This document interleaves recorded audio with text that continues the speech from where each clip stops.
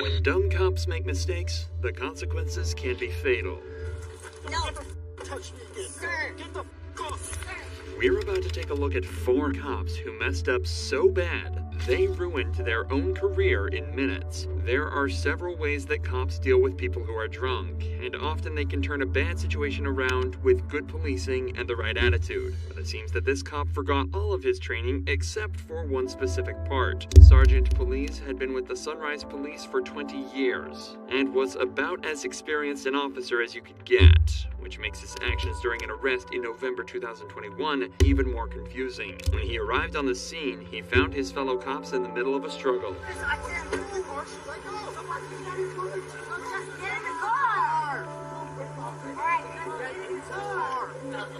No, he doesn't want in the car. Get in the car.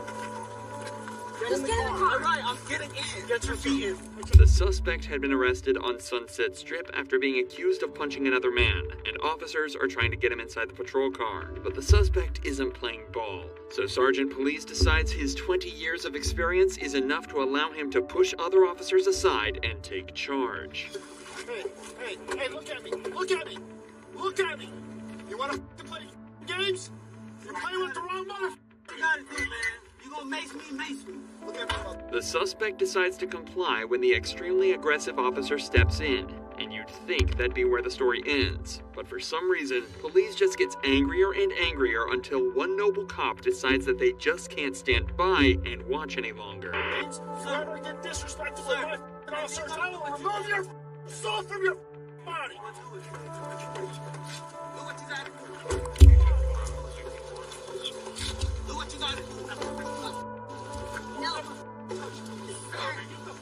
Police had to have been having a horrible day, as it was his threats to remove the suspect's soul from his body that prompted the young female officer to pull him back. This clearly angered him even further, leading to him grabbing her by the neck. This was not only illegal and a huge overreaction, but it was also terrifying for the rookie on the receiving end. Just let it be. We clear? Yes, sir. And I'll see you in about 5 minutes. Stop pulling the hands on your wrist. Pulling the face like I'm running somewhere. I'm right here. Police was eventually charged with felony battery of a police officer, which comes with a heavy punishment. Predictably, he decided to retire from the Sunrise Police in November 2022, and as of this video's upload, his case is still ongoing. This is just one of many examples of how cameras are essential to police work, but it turns out cameras are not only used to help catch criminals, but they can also be used to catch dumb cops in the act. This is the dash cam from a man in Seabrook, Texas. He has just been pulled over by a patrol car and decides to turn his own camera towards him to record the action in all its corrupt glory.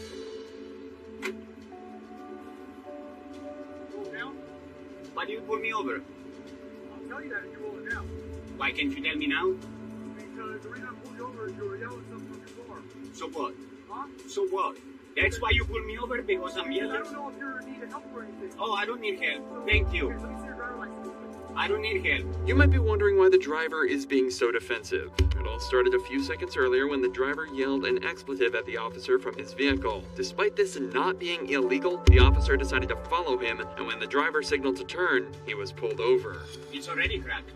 I can't see that. Well, it doesn't matter. Here.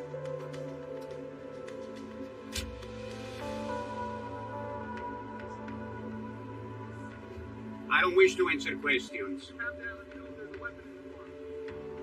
You not take the class? I did. Okay, so you have to tell them When you demand identification, I have to display this.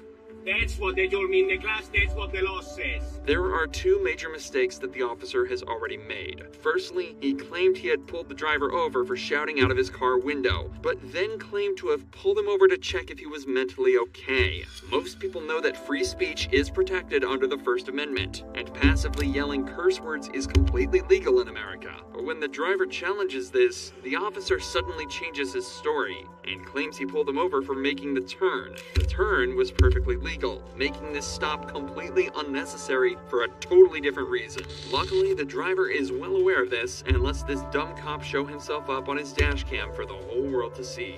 Do I smell alcohol in your breath? No, you don't. How do I know? Because you can smell my breath? I smell something coming Oh, out. really? Let's see. Let me do some I don't think so. Yeah, where are you coming from? Huh? Where are you coming from? You saw me where I was coming Oh, from. yeah, I just saw you driving down. Are you done with this? I'm done with that, yeah. All right, cool. Where are you coming from? I don't answer questions. I've already told you. Let me know when I'm free to go. Also, what is your name? Your name? Sheriff? That's your name? Sheriff? Right about it right there. I'm not familiar with the English alphabet, sir. Be on the ticket. Okay? Can I have an incident number, please? Oh, a ticket. A ticket, okay. Now the cop is playing hardball and refusing to give the driver his name. But once again, this cop is completely incorrect, as Texas law requires an officer to provide their identification when asked by a member of the public. I want to have you here, okay? I don't want you exiting the vehicle because you have a weapon in the car. Did I exit the vehicle? Did I exit the vehicle? Did I exit the vehicle? Hey, can I? You do have a dash cam, right? Very good. You can't just pull me over because I said the police. I hope you realize that, stupid. Is that your current address? 1622? Is there a question? Yes, sir. Is that your current address? Do I answer questions? No, I'll just assume that's incorrect then. And why would you do that? Did you read my address on the driver license? It didn't have an address. It didn't have an apartment number on your driver's Of course it license. does. Let me see. Can you verify? You've already seen it. I've already complied with that part. Okay, I'll be right back. Yeah, I say that I've never met anybody quite like you that would yell at an officer doing their job. But So, let me understand. May I ask a question? You can see by the body language of the officer just how defensive he's become over having his authority challenged. He's tried every trick in the book to try and outsmart this driver, but nothing's working, leading to the worst mistake of the whole interaction. There's questions on there. There's the address. Yeah, no, I have a question. Can you get your supervisor here, please? Is the stop over? The stop is over. You may leave. All right. I don't exit until I get out. Well, you said the stop is over, right? Okay, I'm not getting out. I will. Okay, there is no need to draw your weapon, man. Are you drawing your weapon? I didn't get out of the car. You told me that already. A warning? For what? Failed to signal with turn indicator within 100 feet.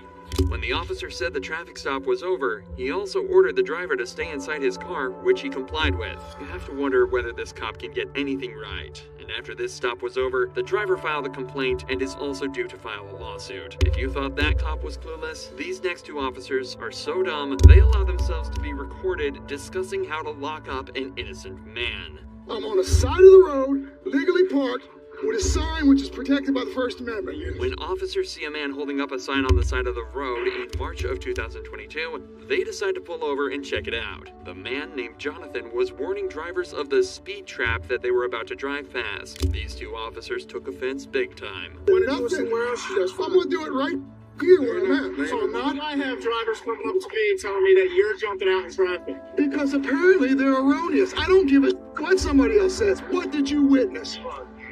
Nothing of the sort. So keep your to yourself, pal.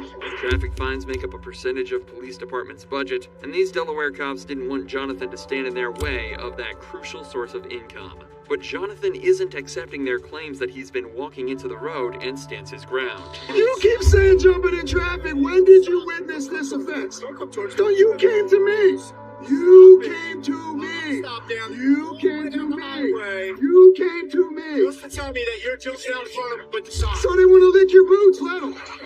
Don't put your hands on me. But what one officer does next may have completely violated this citizen's right to express himself. Don't put your hands on me. Do not. Give me my property back. You piece of. Give me my property back. You see this? You tyrant piece of. What are your badge numbers? Step back, okay? No, Don't walk up no, to you me again. stole my property. Did you see anything in my hands? You Stole piece your property? Have a nice day. Jonathan goes on to tell the officers that he's going to be right back here with a new sign as soon as he can. As he drives away, he makes an insulting hand gesture towards the cops, and of course, they pull him over for it. What happens over the course of this traffic stop is not just dumb, it's downright corrupt. You're stopping me for constitutionally protected speech, right? Because you had your hand out the window. This is what I did. You got a problem with that? Sir, now listen to me. Listen to me. No. All right, listen. Go That's away. called disorderly conduct. No, it is not. That is disorderly That conduct. is called You are freedom out in the of public. speech. If you are out in the public, you are out in the public and people see you. No, it is not. Here's what's going to happen. No. License, please. No. Here's what's going to happen. I want your supervisor, please. I am the supervisor. I am the supervisor. And that's why I'm here.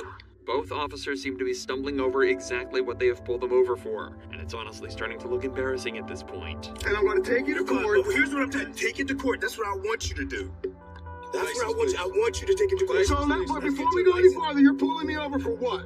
Because you had your finger. Disorderly conduct. Now What? here's what's about to happen. You're about to be arrested again for resisting arrest. No, I'm not resisting Yes, anything. yeah. Right now you're being detained. For what? You're being detained. I told you why I stopped you already, sir. For putting my middle finger up. That's correct? Correct. No, exactly. Right. You extended your arm out the window. No, I had my middle finger out the window. Okay, let me get your ID. You had your middle finger out the window. It appears the officers are trying to arrest him on any charges they can, and when that doesn't work, they resort to dirty tricks. So the next thing to do, we're gonna take you in, we're gonna tow the car, and we'll call social services for the kid. Oh, so now you're threatening my No, child. it's not a He's telling threat, you what's it's gonna a happen. promise. You're threatening my child now. I'm telling you what's gonna happen. You heard the officer right. He's just threatened to get social services involved and have Jonathan's child taken away from him. But what makes this case even more shocking is the fact that these two cops planned to lock him up, whatever it took, and it was all recorded on their own dash cam. I'm telling you, if you put your arm out the road, your head out the road, and you like, with a middle finger, you could, that's like a, isn't that? I'm pretty sure. You sure about that? Middle finger. Okay. As you drive by, like, oh, game on.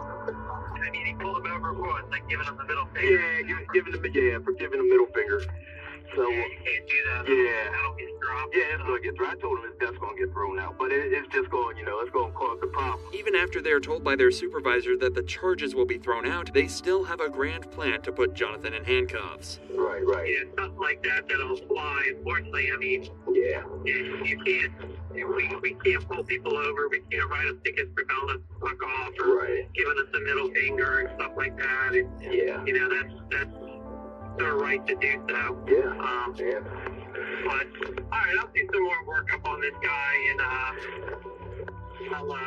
pass it on. And then number two, we have no real basis. Yeah. So he's gonna do something stupid one day where we are gonna be able to lock him up for disorderly conduct, and I just wish we had the witness and even had it on video. In the end, Jonathan filed a lawsuit against the officers, saying they violated his constitutional rights by preventing him from warning motorists about a speed trap. In September 2023, he won the case and was awarded a $50,000 settlement sum. Nobody likes bad cops, so it's even more satisfying when a good cop takes one down, which is exactly what happened next. On January 14th, 2021, a resident of Harnett County, North Carolina reported her dirt bike as stolen. What followed was a series of events that led to an innocent 14-year-old being treated like a dirty criminal. Okay. Do me a favor, man. Go and put your hands back for me, okay? 16 days after the dirt bike was reported missing, it appeared on Facebook Marketplace. And when the owner saw this, they set up a meeting with the seller in order to catch them out. When they arrived, they were met by 14-year-old Malcolm, who did indeed have their dirt bike. They agreed to a deal and told Malcolm that they were headed out to an ATM machine to get the cash out, when in fact, they were calling 911. The problem here was Malcolm was completely innocent and had bought the dirt bike off the true criminal in good faith without realizing it was stolen. He had made a hobby of fixing up bikes and selling them on, an impressive hustle for one so young. So you can imagine his surprise when instead of finding himself in profit, he found himself in handcuffs. Okay, what's your name? Malcolm? Yes. What's your last name? Malcolm Ziegler? Yeah. Okay, you got your ID on you? No. Okay. But that wasn't us riding. We haven't run it all this week. Where do you stay? You stay here? Yeah. Okay. I haven't run it all today. He really just came by here.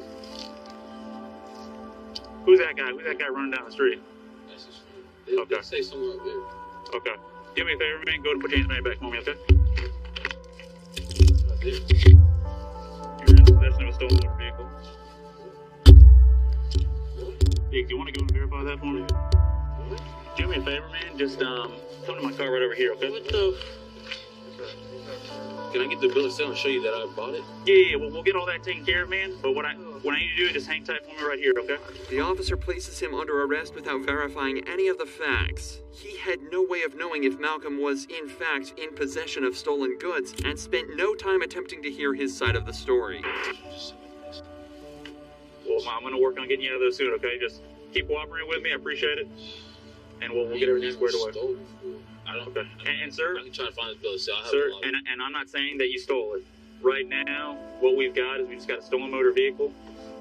We're not saying that you stole the vehicle. Okay, I'm not saying that at all, okay? But it still is a crime to be in possession of a stolen motor vehicle. The officer claims it is illegal to be in possession of a stolen vehicle, which may be true in most cases, but not here. If a suspect willingly buys or owns an item that they know is stolen, then that is a crime. But since Malcolm was ignorant to this fact, he was totally innocent, and this arrest could prove to be extremely unlawful. I can tell you, I can show you, if you can go on, you can go on my phone, I can show you exactly what I bought. Okay. We met at the Lillington Presbyterian Church. Okay. If you know what that is. Okay. Lillington Presbyterian Church. Well, your dad's coming over here right now. It was about 8:30. We met. Hey, how you doing, sir? Hey, Dad, I need that So- bill of sale. reason all this is going down, that vehicle's been entered as stolen at the National Crime Information Center. Do you have the bill of sale by any chance, sir? I don't know what it is. It's either in my room or in the garage. As Malcolm's father tries to find proof his son bought the bike legally, two other responding officers begin to voice their concerns over what is happening in front of their very eyes. From what I heard, 1095, and that was before I even verified the VIN. But that's what I'm not 100% certain, but I believe I heard essentially 1095 before I was even able to verify the VIN. Eventually, one of them decides to intervene. He's detained right now because he's 14. He's 14. Yes. Okay. So I already explained to him he's detained right now. I told him that So why is he detained? because that's a stolen motor vehicle. Okay. So, I mean, Diggs verified the VIN number, right? is that before all that you verified before you? I detained him and then Okay, we that's why I verified. asked if he was 1095 or 10. He's detained. Okay. So, obviously he's a juvenile, right? Yeah. Ain't no sense having him sit in the car 10 with handcuffs on. Where Okay. you ain't, if he was 18 and you might be taking to jail for possession of stolen property, different. But you ain't gonna take him to jail, right? It's gonna be a petition. The officer clearly knows what he's talking about when he explains the difference between detaining an adult and a child. And after urging his fellow officer to reconsider his position, the arresting cop finally comes to his senses. After finally being released, Malcolm found the receipt for the dirt bike and no further action was taken. But his family later released a press conference where they asked for police reform in the wake of another juvenile suffering mistreatment at the hands of law enforcement. If you enjoy true crime videos like this, make sure you're subscribed to see more.